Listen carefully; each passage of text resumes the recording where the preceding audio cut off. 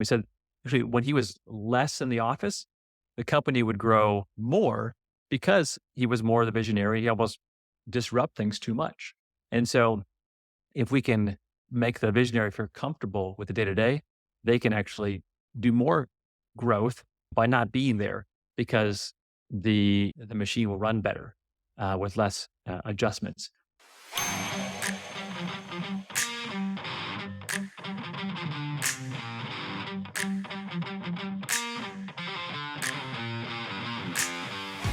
Welcome to Seek, Go, Create. This is your host, Tim Winders.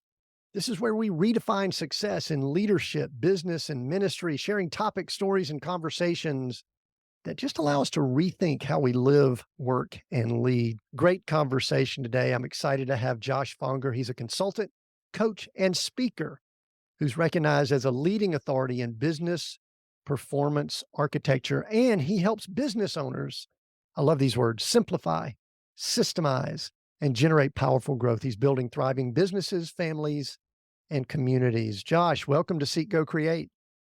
Hey, glad to be here, Tim. I'm glad that you're here too. And I'm excited that we get to have this conversation. I'm a systems guy. I mentioned it right before we hit record. I'm an industrial, my degree is industrial and systems engineering. And I feel like we're going to have some discussion about some systems here. But before we dive into all of that, let's just say we bump into each other at church or on a plane somewhere. And I ask you, we don't know each other, and I ask you what you do. What do you tell people when they ask you what you do? Yeah, I'd say I'm a Christian business consultant, and they usually say, "What does that mean?" And then I say, I help small business owners break free from the day to day chaos by getting control of their business systems. All right. So there's one thing that's really interesting you added there that I think I saw it in one of the things I read about you. You put in front of all that you do the term Christian. And I'm curious, do you do that all the time? This is not like a condemning question either, by the way. Mm. This is not judgy. So let's take that off the table. Do you do that all the time? Or is it some of the time? Do you just have a nudge? Or when do you, and because I think you've got it on LinkedIn also, but how and when do you add that term Christian? Yeah, that's a great question. And it's been, my wife asked me this question. She says, "You've been doing this business consulting, trying to emulate, display, glorify God in everything you do. But how often do people actually know that's what you're trying to do?" And I realized, and I've been on a lot of podcasts, and I try to share something about my relationship with God during these episodes. And a lot of times the question doesn't come. They'll ask you about a checklist or a procedure or how to make something more efficient. And I just came to the conclusion that if I don't put it right in the beginning, it might not come up. And I guess people like you permission to ask me questions. And for about half my clients and most people I talk to on podcasts, they aren't that interested. That's not something they're curious about. And so they don't ask me about it. But that's been a very recent shift in that I'm going to actually not be ashamed of who I am, who God made me. I need to put it out there and give people an opportunity to respond. Yeah, the reason I like it and the reason I asked the question is I've gone back and forth on that Mhm. myself. I think if I go to my website now and go to some of the bios and all of them written, I've added something like, and I hope this isn't wishy-washy. I sought the Lord for this. I've Mhm. added something like faith-driven Mhm. executive coach or something. I added it because one of the things that I desire is I want people to ask me questions Mhm. and I also want to be able to lead with it. And I sometimes, I'll give you a good example. A while back, I was trying to decide what to put on some social media channels. And I'm sure you've gone through similar things. What is my title? What do I put there? Family man, father. Now I'm a grandfather, all that kind of stuff. And it was when I was trying to identify what my roles were. And I remember going to Tim Tebow's, I think Mhm. it was his Instagram page. And what was fascinating is as his, I guess his role there, he just had athlete. But yet, we all know where Tim Tebow stands with his faith. And I've always just, I've been intrigued by that. And it's not I don't think there's right or wrong answers, but I do want to say, and we're going to go ahead and layer it in here. We're going to talk a lot about systems, But see, I believe that part of what we're doing here is we're creating order out of chaos. And I think that is the entire biblical story. And so what we're doing is a practical application of a bigger biblical narrative. And so I applaud you for putting Christian there. And we probably will bring it up again before we're done here. So thanks for answering that. Now, one other thing too, kind of a logistics thing. You've just moved to my old home state. You're up in I think the mountains of North Georgia. And that sounds like it's a recent move for you. Just curious what brought you to Georgia because I don't get around there much. In fact, I just visited and I needed to get away from the humidity. I won't go into details there, but I just left there. Yeah, we spent most of our life in Arizona and Oregon, and then through a long story that I'll cut short, we ended up in Kauai, and we were in Kauai for a year and realized that it was time to settle down with the kids. We've got 4 kids. And after praying about it, we ended up in Chattanooga in that area and looking for houses. We looked in the Chattanooga area, we liked it there. And the epicenter of our search became wider and wider. And then eventually we had a list of things that we were praying about in terms of where we wanted to live. And this little town called Ellijay, just on the Appalachian Mountains, right, the south tip of it, kept coming up. And then a house popped up and we were like, this is the one. We saw it. And 30 days later, we moved in. And it was a confirmation of a prayer that we had made for a long time, but I verbalized it to my parents who were not believers about 45 days before. And I said, for our 20-year anniversary, I want to celebrate with my wife in a new house. And don't think that's going to happen. There's all these reasons why it's not going to happen, like logically. No chance, really. That's our prayer. I told my parents, they're like, oh, that sounds nice. And then 40 days later, we were there right before our anniversary. So anyways, we just know we're supposed to be here. We don't know why yet. We've only been here a few months, but we love it. It's great. Kids love it. And we're just happy to see what God has for us next. Congratulations. That's a beautiful part of the world. My wife and I have been traveling now for almost 10 years and one of the most beautiful spots in the world. There's a lot of them, by the way. The world is a beautiful place. But the portion in North Georgia there, when especially the time of year, we're recording this in late August, the last day of August, probably people can start checking this out in September, this episode. But that fall time of year, you're about to see some beautiful things. If you were in Chattanooga area, you saw some of it. And the cool thing is, I think this kind of leads into the type work you do and all that. You mentioned you homeschooled your children, which is cool. We did that with our children. They're grown now. But your work is also not geographic specific. So tell me more about the type work you do. And I think that's going to lead into some of our systems conversations and some of the deeper things that a lot of people might be tuning in to hear. Yeah, definitely. You've got the book. I'll put it up here real quick. The book, Work the System, which I didn't write. Sam Carpenter wrote it, is really the type of consulting and coaching I do, method consulting. And the book is all about how to organize chaos. And it's written from a very personal story, Sam Carpenter's story from working 100-hour work weeks down to 2-hour work weeks and growing his income up 20 times. And how did he do that? And he mechanically details how he set structure in his business and made it happen. And so for me, as people read the book, hear about the book, listen to a podcast, they're intrigued and they contact us through some method. And then I do coaching or consulting, or I fly out there and help them and help organize their business. And I know this is a kind of a faith-based show. So sometimes it is churches or church choirs or Christian organizations that want to build this structure in. And that's what I do. I help them make that a reality. And I read in the back of the book, there's actually a section where you give a number of examples, case studies, I guess, I think it's titled. And one of the things I was wanting to do was get a feel for the type client or person that you work with. Oh.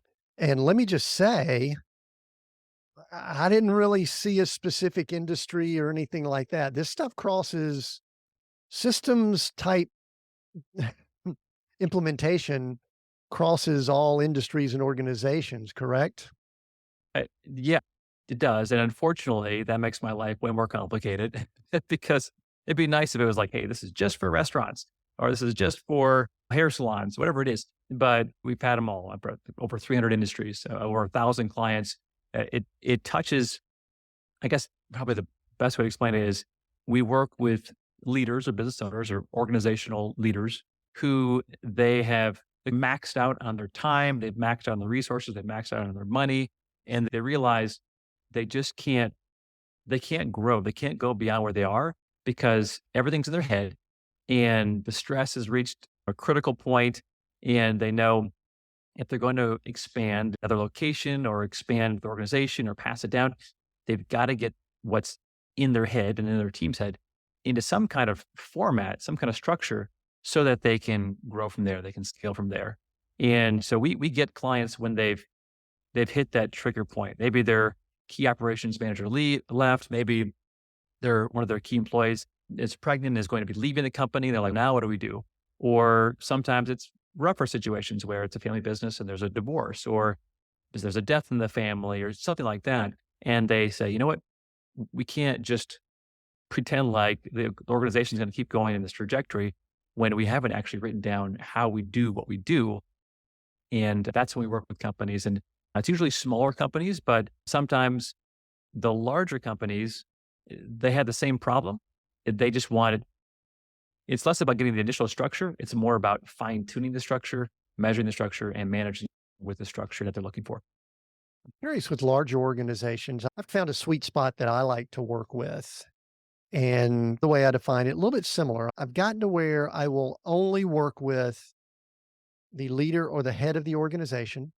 I'm not going to jump down and work with teams or departments or things like that because often there's just too much resistance from other places and you don't have the control type Mhm. situation. That's me. And I also like it when there's some degree of a leadership team in place. Doesn't have to be well defined, doesn't have to be super mature or advanced, but there needs to be something else there. And sometimes it would be a couple or something like that. But and then I found that there's a size, and I haven't really pinpointed it, that I don't really want to get beyond that because there are too many things that are entrenched, and making change is going to it's going to be met with just a lot of resistance. Maybe we might be dancing or working around with similar type people. Does that sound correct too? Uh, yeah, it does. But for me, if somebody wants the help, I don't say no. So I've got boundaries in how I'm going to help them, but I'm not going to, if someone comes to me and they're like, I've had some pre-revenue startups and I want to work with you, get our systems in order. Have you ever made a sale? No. Okay. The way I'm going to implement this is going to be different because we're going to be taking more iterations, more experimentations. The systems we build are going to vary on the back of a napkin as we build out this business. And other companies, complete opposite. They have boards of directors and committees, and it's super complicated and it's difficult to get traction. But if they're bought into this philosophy and they're asking for help, I'm going to be there to help them in whatever that capacity is going to be. And yeah, I prefer to work with the owners and the CEOs if possible. But sometimes they say, you know what, I'm too busy, work with the operations manager. And a lot of what I do is operational improvement. So I've had a lot of success with sometimes not always working with the visionary, but sometimes working with the person who's actually going to implement the structure and hold the teams accountable to that structure. So that brings up a great question. I'm glad you brought that. You could have the visionary, you could have the implementer. The implementer, in all likelihood, is the person that is going to get extremely excited about systems. My wife is wired for systems. In fact, not too long before I clicked record here, before I jumped on the call, I was going through the book and I saw some of the items that would be the processes, procedures, strategies that are included in the back of the book in the appendix. And I said, my comment was, sweetheart, you would love this checklist and everything like that. She's a scrum leader and she's an agile project manager person. And she really loves lists, checklists, systematizing things. And so the implementer would love this. However, this is what I want to, that was a long-winded way to get into the question. Oftentimes visionaries, who it's usually a different person, sometimes it could be the same person. Oftentimes a different person, The visionary loves, let's just say they've got that entrepreneur feel. They love the energy of new stuff. They love the lack of boundaries and structure and things like that.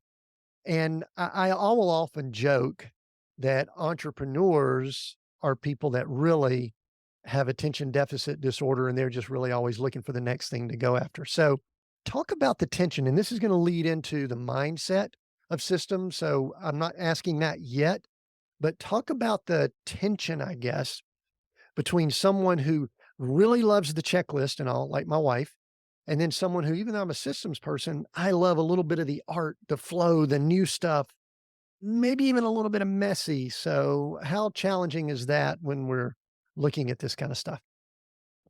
It's extremely challenging.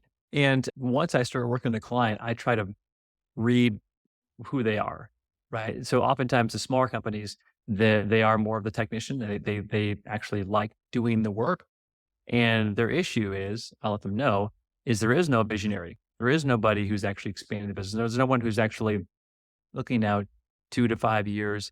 And so I need to get them out of the day to day by systemizing and delegating what they do so they can be more of a visionary, right? In the case of companies that are larger and they have a visionary, I'm less inclined to push them into the day to day structure. I'm more inclined to say, need you as a visionary to set the vision clearly in writing. But beyond that, I need you to just agree with this vision and you can stay out of the day to day. The more you're gone, and Sam Carpenter writes this in his book, and he and I talk all the time. He said, actually, when he was less in the office, the company would grow more because he was more the visionary. He almost disrupt things too much. And so if we can make the visionary feel comfortable with the day to day, they can actually do more growth by not being there because the machine will run better with less adjustments. And so I do try to let people know that. And then ultimately, the way we push this methodology is we let them know that the innovation needs to always be happening. But once you have a structure or you have a recipe for how each thing is done, you can actually add those innovations to the recipe and run tests, run A/B tests, just run a parallel system just to see which one works better. And instead of just following your gut, which maybe works okay with a very small company, you actually will have some real data and you'll be able to look back and see how you did it and then make adjustments from there. Hey there. This is your host, Tim Winders, and I want to pause this interview for a minute and ask you a question. Are you feeling stuck? Maybe it's in your business, maybe it's in your leadership style, or maybe you just can't put your finger on it. Trust me, I've been there. I'm a faith driven executive coach, and I can help you get unstuck. How? Well, I bring to the table not just over 30 years of experience, but also a unique blend of skills like strategic thinking, relationship building, and a dash of marketing wizardry. And if you are here, you know I'm not afraid to ask the tough questions. Don't believe I can help you grow? Just ask my clients that tripled their annual gross revenues in 2 years after coaching with me, or the clients that increased revenue 67% in just a year. So if you're ready to take the next step in your leadership journey, book a free discovery call with me at timwinders.com/coaching. That's timwinders.com/coaching. TIMWINDERS.com/coaching. Take a look at that page, scroll to the bottom, and you could book a time right on my calendar. Let's unlock your potential together. I look forward to speaking with you. Now, let's get back to Seek, Go, Create. So, this is something I ask myself, and there may not be an answer for this, but I'm asked just your thoughts or opinions or the data that you've gotten just from all the people that you've worked with. Is it easier to get a visionary to begin moving towards a system thinking type systems mindset? Or is it easier to take someone who is more that technician, practical, they've got a lot of the systems thinking to get them to think big picture? You mentioned it in that response. You talked about some that you work with, but have you noticed one or the other that is a little bit an easier path to go down? Right. Yes. Yeah. I would say just from my experience that the ones who are very much the day-to-day and the day-to-day how things work structure.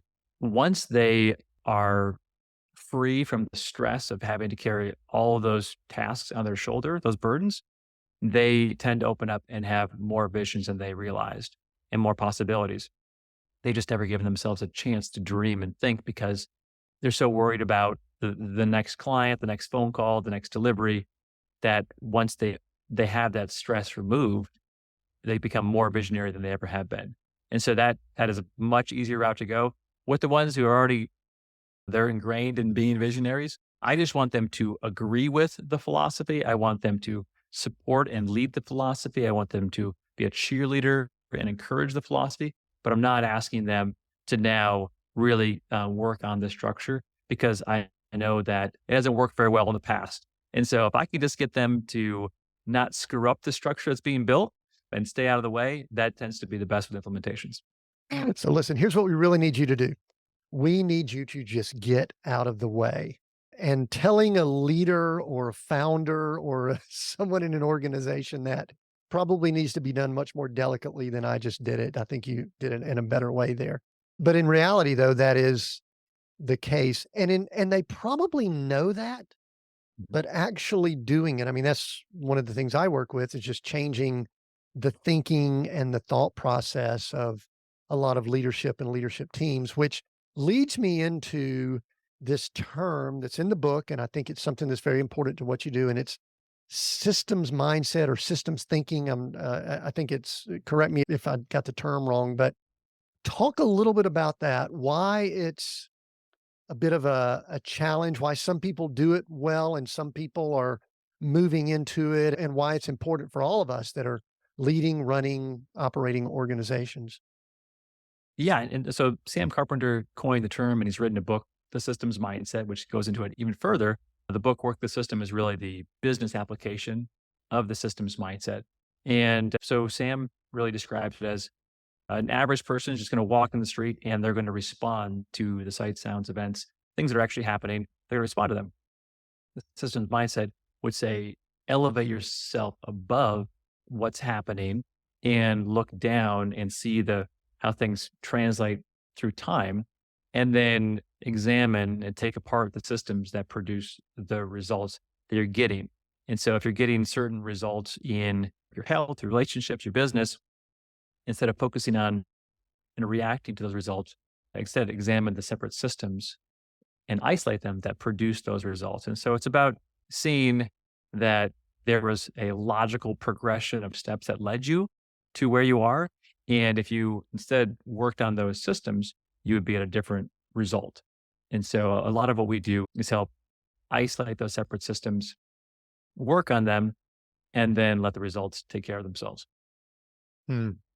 And so one of the things when I was reading through the book and reading the early sections of it, I kept thinking about, I kept looking at myself personally when I was looking at it truthfully. I wasn't really thinking organizational. I was thinking personal, and I was thinking about how I am at times maniacal about habit creation, about forming habits. And then I can be a little bit overly habit forming, but very similar to what you're saying, we have systems that are all around us. We're part of them. And I guess maybe my question related to this is, how do we recognize, and maybe this is big picture, not just organizationally right now. So however you want to respond is fine. How do we recognize the systems that are working well for us and the ones that might be inhibiting success? And then my follow-up question is going to be some related to success and defining that. We'll go down that path in just a second, but how do we know what's working for us and what's working against us? Uh, yeah, broad question. And I think that maybe this is your second question, but I think without knowing what the bullseye is, you don't know. You don't know whether it's working for you or not, right? You could step on the scale in the morning and say, I don't know, 190 pounds. I don't know. Is that working for you or not? Is that the goal or is that not the goal? If you're 5'2", maybe that's not the goal, right? If you're 6'6", maybe that is the goal. And I think that you do need to actually set a standard. And that is a big part of the initial structure that we do want the visionary involved with is actually saying, hey, what does success look like? What is the path of success? What does it look like? We help owners with a 1-page document called a strategic objective. And so if you have that, then at least are your systems getting you there or are they not getting you there? And this can be for your personal life, and you can divide up your personal life in terms of your maybe your health or your finances or your family. And then you would say, oh, gosh, is the way we're educating our kids, or the way we're eating, or the way we're whatever we're doing, is it taking us to this goal? And I think without that, then it's very frustrating to work on your systems because you don't even know are they helping us get there or not because it's undefined. So I think that having some definitions, they can be working definitions, right? You can adjust them, but at least starting with the definition is going to ultimately improve your systems. That's good. So one of our foundational, I guess our tagline here is the term redefining success. And a lot of what we've done here at Seek Go Create is we've interacted with people that have gone through catalytic events that have caused change, or they've made some kind of decision to identify what success means to them and then go down that path or that process. And so I'm curious, when people come to you and say, we need to do something differently, would you say it is from a place of pain often? Or is it a continuous improvement, to use an engineering term? Or and it could be a spectrum, I'm sure it's a lot of it. The reason why is that I've come to these theories of in all these interviews and all this that I've done, that there are 2 ways that people make change. One is they make a decision, they go through the process, they bring people in like you, they put systems in place, and they make changes.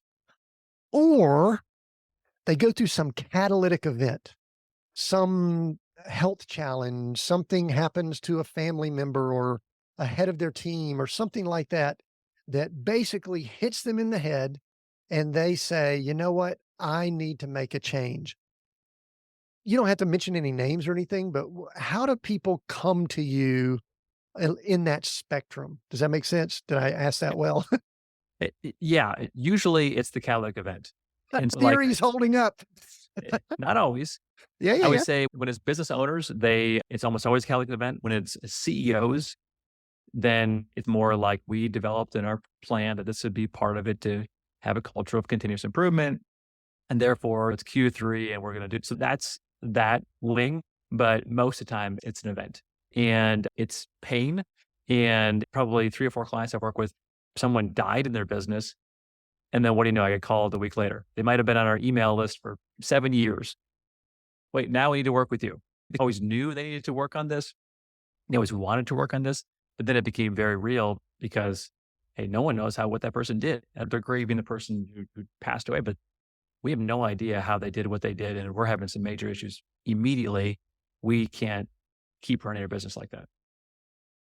Yeah. And I hate that because I'm well aware of some, I'll call them proactive adjustments, changes that I needed to make in some companies, businesses we had. But yet it was a catalytic event that really forced a great deal of change. The lifestyle we lead now, being travelers, we probably never would have done it. We love it. We enjoy it. It's very nourishing to our soul. And we believe it's the path God has us on right now. And we're not exactly sure why. Like you mentioned, you're not sure why God has you in the place you're at, but we think we're being prepared for something. But we don't believe we would have done that had we not been through that catalytic type situation. I'm just curious, Josh. I want us to get into some very specifics for the leader that's listening in and may want to begin the process or start thinking about systems and systems mindset. Maybe you've got some tips or some ways they can get started and then how they can connect with you, of course. But I'm curious how you got into being a systems expert. And I love the term architect because I think I saw, was your undergrad, were you an architect Uh, person? So tell me a little bit about your journey and be prepared. I'm going to ask you about a situation where you've had to redefine some success in your life. So, how did you end up being the business systems architect? yeah. God's providence. Yeah, no, it definitely was not by choice. So I got a degree in architecture, then a master's in business, and I thought I was going to be in real estate. But then 2006 and 7 happened, and I could not find work anywhere. And basically, during my MBA program, I wrote a paper about why you should not hire a business consultant. So I didn't think there was a lot of value in being a business consultant. I thought they were a waste of money and kind of preyed on clients. And due to some family businesses that I heard growing up, they were anti-business consultant. I'll put it that way. But that was the only job I could get was a business consultant. Eventually, that's what I had to do. And during that time period, I think it's kind of God's humor to put me in that position. And I just really enjoyed the work, had a lot of success with the work, and was flying around the country helping small business owners. In this case, they were flooring stores, Carpet Ones and Flooring Americas, different state all the time, helping them with their inside sales and outside sales and their forecasting and their culture and their budget and helping them through bankruptcy and you name it, just working with these companies, inside sales, outside sales. And then I would realized that 6 months or a year later, when I was talking to them, following up, the same problems that I thought I solved were coming back again. And I thought we already fixed that. And it kept happening to me. And I was in Bend, Oregon. We lived there, and I met somebody. Long story short, they passed the book, Work the System, to me. Maybe this will help you. And I read the book, met with Sam Carpenter.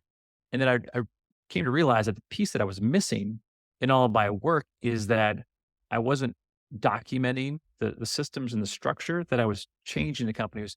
It was more training, it was more working with the management, it was more working with the leader. But then things dissolve over time, dilute, they don't stick.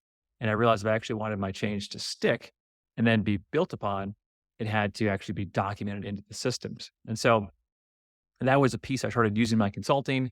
And then Sam Carpenter and I became good friends. And then I just started working with him as a consultant. And then here I am today. Bend, Oregon, cool spot. That was one of the places we spent about 3 months or so in our travels, and Oregon's a neat place. So, a few things with that.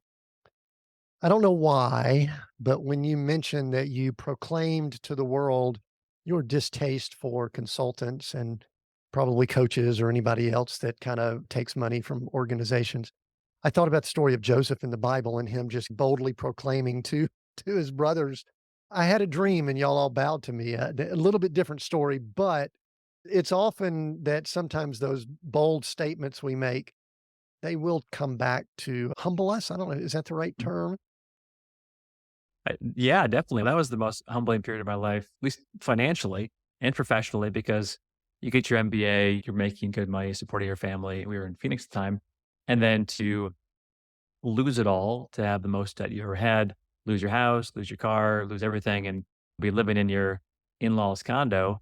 And you're like, this didn't exactly work out the way I thought it would after I got my MBA. Like you just want to start over. And at that point, you realize that your identity really, if you're a Christian, is in Christ, and that is the foundation of which you want to build everything off of anyways. And so regardless of what happens to you professionally, what really matters, you can't lose. And I think that was the necessary shift I needed before making the new career change.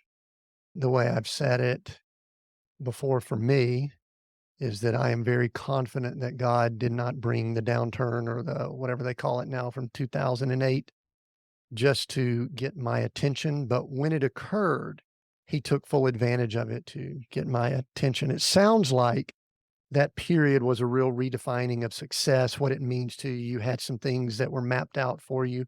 What'd you learn about yourself then? Give us a thing or two that, because I'm sure you have reflected on it. I can guarantee you've reflected on it. I have, countless others have too. What did you learn about yourself during that time? I haven't reflected on that much, at least You not recently, or it's 2023. But what I reflected on was that the things that matter, it can't be taken from you. So that kind of gave me some resilience there. And also that God can use all things, that he's sovereign. So I got to learn more about God's sovereignty and his provision. Money came from places that were not expected, and support came from places that weren't expected. And so it gave me more confidence in the fact that God will provide and that I don't have to be afraid of the material because he knows what we need before we even know we need it. And also just that starting the day with prayer is going to be more important than working hard. There's plenty of people who are in my position in the real estate industry who just thought they could work themselves back into a job that wasn't there.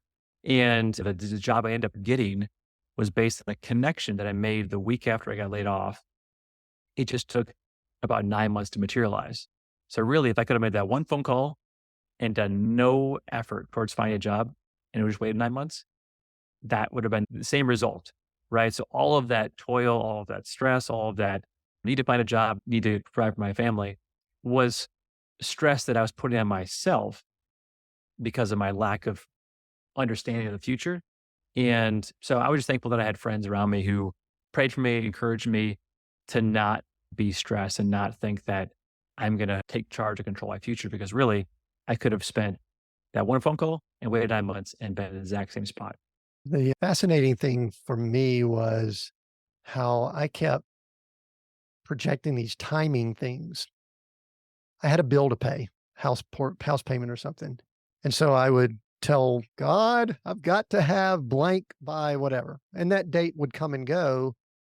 And my realization was maybe his time frames are different than mine. And I'm not in any way saying don't pay your bills or anything. That's not what I'm saying. I'm actually saying that I think that his time frames are different than ours. And so that was something that was just so interesting to me. But the thing that you said earlier, see, this is what jumped at me during that when you were talking about that. You did say that you were living in, I think, in-laws or relatives' condo. And I think we initially make statements like that as if they were a negative. And I'm wondering if God considers that a positive. You are actually living in homes that you're not paying for, you're being taken care of. There's an extra home there that someone has, I guess a condo or something like that. And I wonder if we have some type of, at times, I know I did, pride or something like that makes those things not as appealing. The reason I bring it up, you may not be aware of this, but when we first moved into our what we call nomad stage, which some people would call it homeless, but we called it nomad because it just sounded better, more like Sarah and Abraham or something like that. I don't know.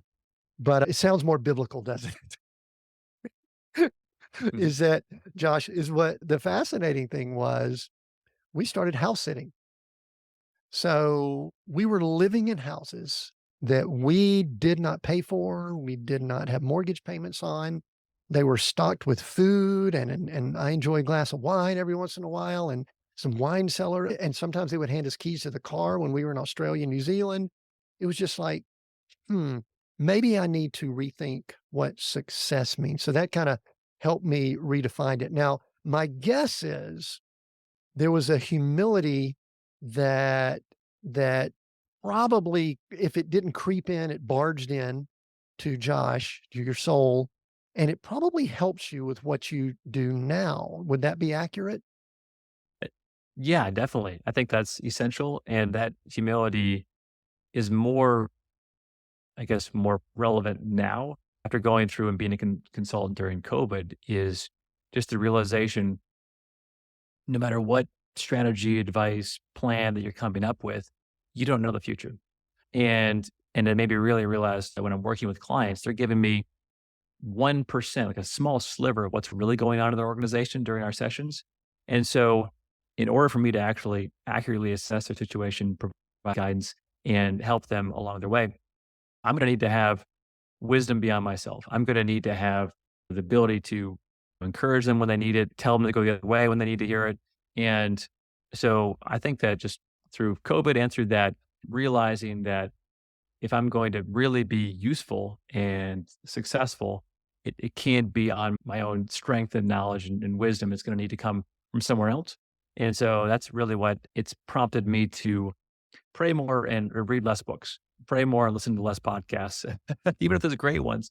Is that my career, when I was in my 20s, I thought if I just read enough books, listened to podcasts, studied enough, I would be able to help these companies. And to some degree, that knowledge is helpful, right?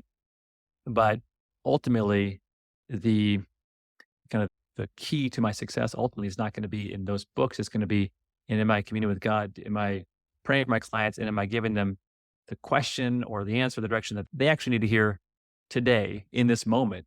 And that's something that I knew that was beyond me. And so I think that really helped. That really helped to have some of those things happen and realize I used to, little one more aside, I used to do a lot of projections, a lot of forecasts. People wanted me to analyze their finances and project forward. And they were always so confident in the numbers I was producing. I said, your chance of hitting any of these numbers is basically zero. We took the last couple of years and we put a few algorithms in this, that all of these are conjecture. And so we can't just pretend like this is going to happen. Like we have some goals now, but I've done enough of these to know that it never happens like that. And so I don't know. I think that's helped me be more real in the day to day with the clients I work with, as opposed to think that I know the future.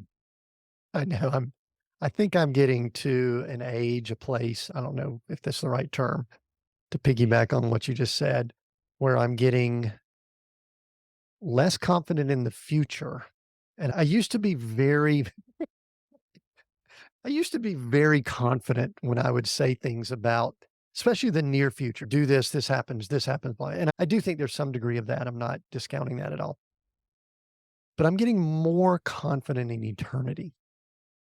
And I think I used to be more confident in the near future than I actually was in eternity. And I was saved, I'm Christian, I'm not saying anything, but I think my control, the way I was wired, I really wanted to be able to know what was going to be happening in the very near or not too distant future. And what you just said really affirmed that. So that was good. What are some of the let's shift a little bit here in the time we've got, because we've got people listening in, and I'd love for us to give maybe some practical things. And I know getting the book is helpful because there's a lot of good stuff in here. But let's just say that someone has been somewhat convinced that they need more systems in their family, in their church, in their company, or in their life, whatever.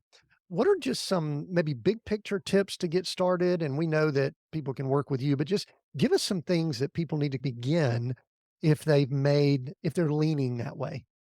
I think if I wanted to actually work, I would say start with the simplest system you can think of and one that is happening every day. And one example I like to share is with the church I was working with and they had over 1,000 volunteers at this particular church they could use.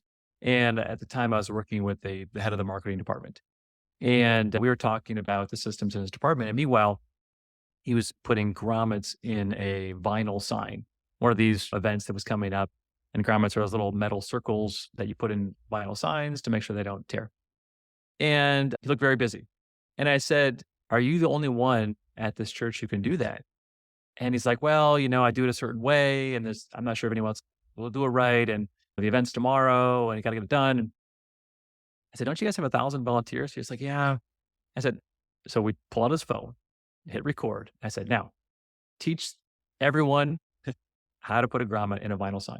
Because I'm sure that my 14-year-old son can do this. And so then he talked and narrated how he did it. And I said, okay, now never do that again.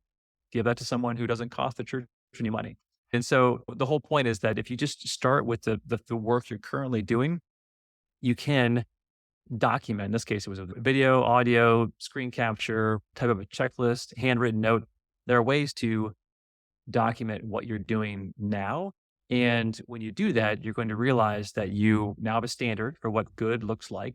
And you have the ability to transfer the knowledge to someone else for them to do it for you and for them to innovate and do what you do even better and faster. And try not to set some big lofty strategy like you're going to change your organization and document forward procedures the next month, because I've seen those fail enough times to not even recommend that. I'd rather have them start with something that they are already doing and realize, is there a better way? And oftentimes for leaders, that better way is them not doing it at all, right? Because they have to be freed up to expand their organization. And so I always try to first start with leaders, or in this case, parents, if you talk about family things, but what are things you're doing every day or every week that actually someone else could do if they just knew how to do it? And let's see if we can get those systems in place and then work towards giving the leaders more time to grow and giving the people beneath them more ability to help. One of the things, and my family, if any of them were here, they would either laugh or nod or grimace if they heard me say this. One of the things I would always say was if there's something that we do more than once, we need to consider systematizing it, offloading it, delegating it, or something like that. So this was within our family too, by the way, which we had our own businesses and things like that. But the question I was going to ask is why do people, this gets back a little bit back to the mindset, but in the practical thing too, it keeps people from making that leap. Why was, we'll call him Joe Leader, doing those grommets? I mean, listen, I don't know a lot about putting grommets in things, but I do not think it requires an advanced degree to put grommets in. Why do people do that? Why is it, I mean, especially with 1,000 volunteers, and we know the way church world works, or even employee world, is that people have a desire to be a part of what's going on. So, what's the psychology behind why Joe Leader wouldn't let someone else do that until the consultant told him he needed to? Yeah, there's a couple triggers that happen. One is they are used to doing it, they're comfortable doing it. They've done it a lot of times before. And so I think that part of it is just a comfort level of I've always done it before. And so change would be something different. And that's hard.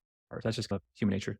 The next thing is perfectionism, as in they know the perfect way. And if they learn that if they give it to someone else, they're going to do it imperfectly because they haven't taught them, trained them, or systemized it. They just handed it off and the results haven't been very good. The next reason is that there's a tyranny of the urgent, where because leaders are not thinking weeks and months ahead, they're thinking what needs to be done tomorrow for this event. They haven't utilized the resources that they have. And therefore, of course, they've got to do it. There's no volunteers here. I got to do it. It's tomorrow. And so I think that that consistent culture of just reacting to today doesn't allow them to utilize the resources that they have. And so they're not thinking broad enough about it. And then also leadership has told them to do the work. And so they do it, as opposed to leadership saying, we want you to develop a system to get this work done more effectively. Doesn't mean you have to do it, but we do need the result. And so they haven't really thought about it differently. So they do need a systems mindset, and they do need a leader that will encourage them along that path. So there's a lot of variables, but I do see that my straight A students, the valedictorians, usually have the hardest time with the delegation because they like to see the work perfect and have their name on it. So those are the ones that tend to have a hard time with delegation. I love the thought of that perfectionism. I see that also. I see it more in others. And I also think when you have a spiritual, either a leader who has a spiritual foundation or in a spiritual organization, we'll call it some type of, that there's also this sacrificial component that comes in. People believe, and I'm going to exaggerate a little bit with this statement. I'm doing this for God. God's going to love me more because I am, I hate to pick on the grommet guy. I'm putting these grommets in.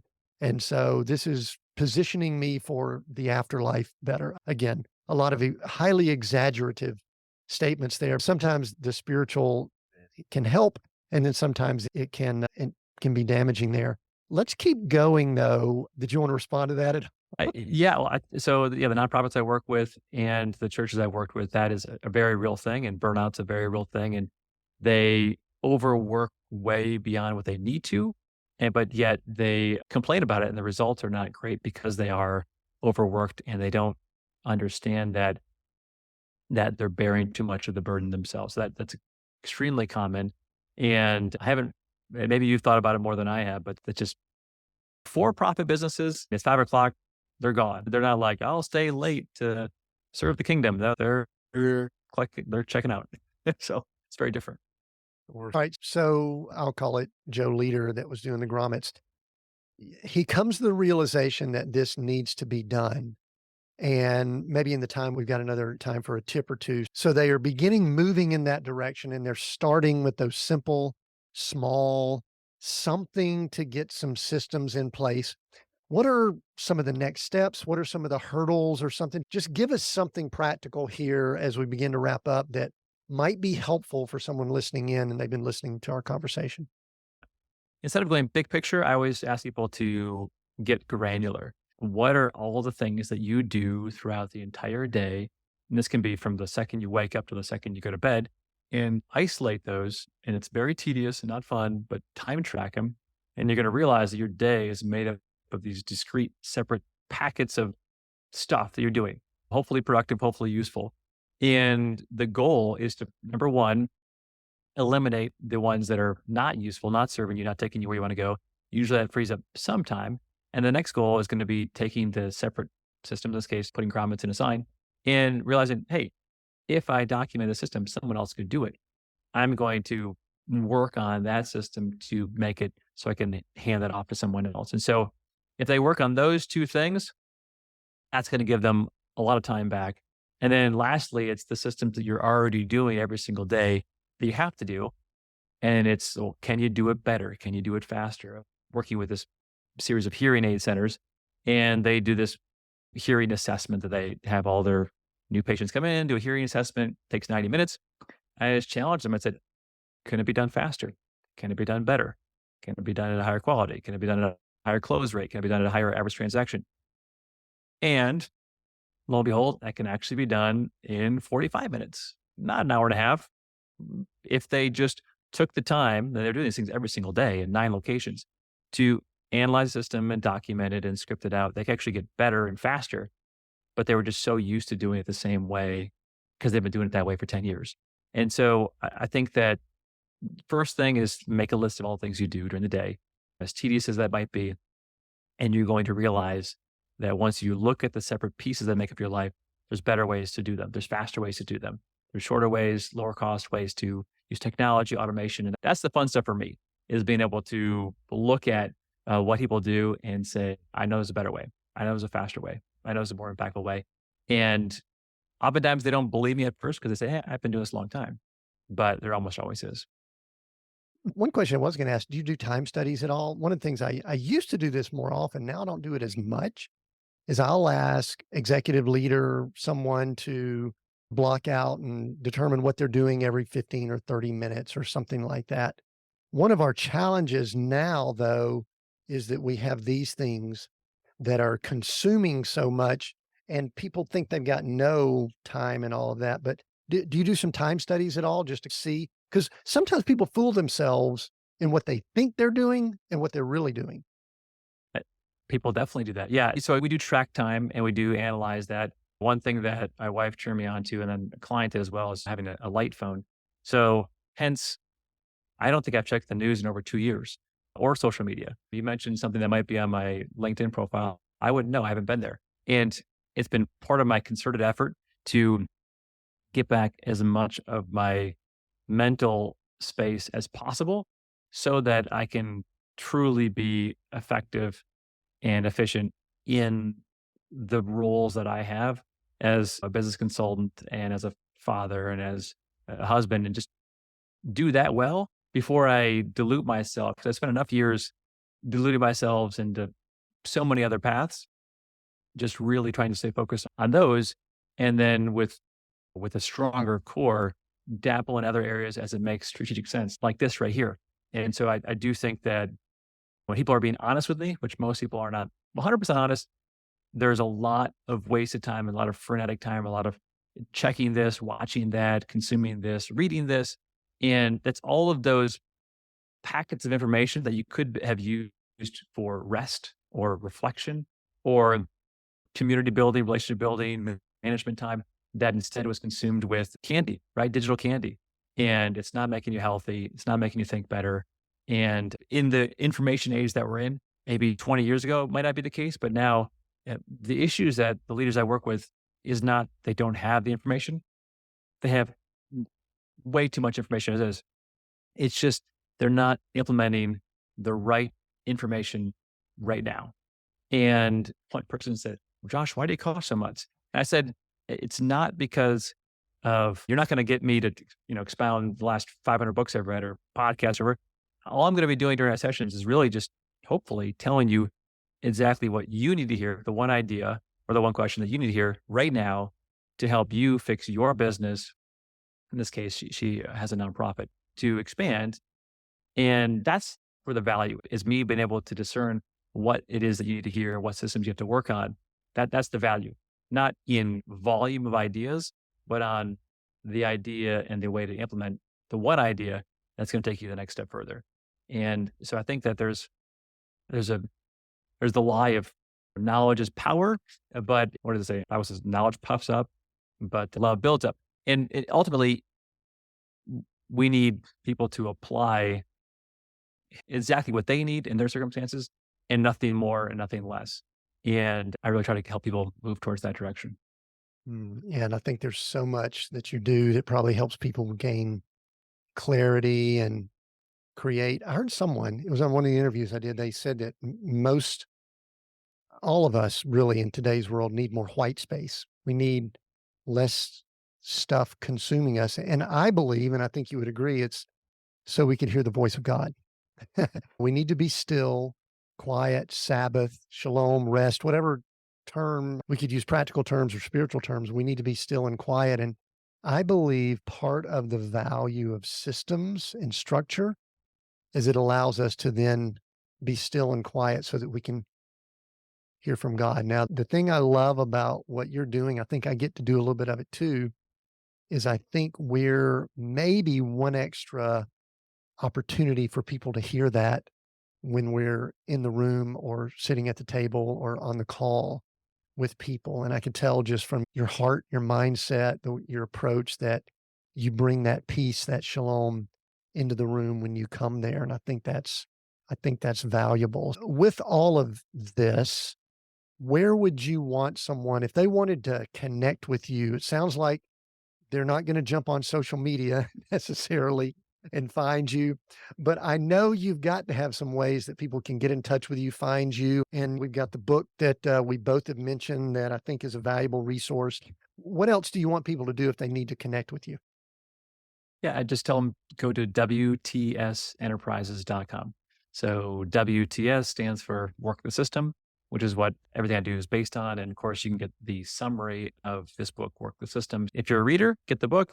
If you want something faster, you can get the summary at my website, WTSenterprises.com.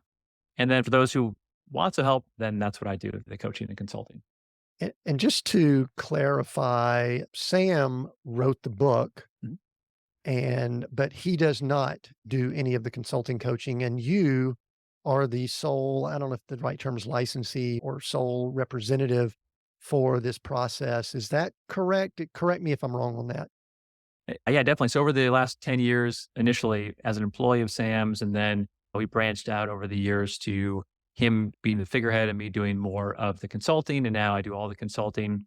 He's enjoying owning his business, but only having to work a couple hours a month owning his business. So he's in his mid 70s. And so we still do events together. We still talk every week. He's been a great mentor to me and a business advisor. But yeah, I do all the consulting.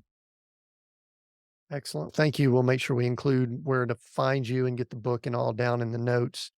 Josh, we are seek, go create, those three words. I'm going to let you pick one of those words over the other two as my last question. And just why'd you pick the word seek, go, or create? Yeah, the one that rings the bell to me would be create. And that's because I guess that's what I do, help people create systems or create order out of chaos. And I think that instead of people living in maybe the chaotic, or we'll just call it the frustrating world that we live in because it's a broken world, that they should take part in creating something better. And the best way is to analyze those separate systems and make them better. Excellent. Josh, thank you so much for this conversation. I've enjoyed it. And there were some directions we went in that I was not sure we would. I'm thankful that we did.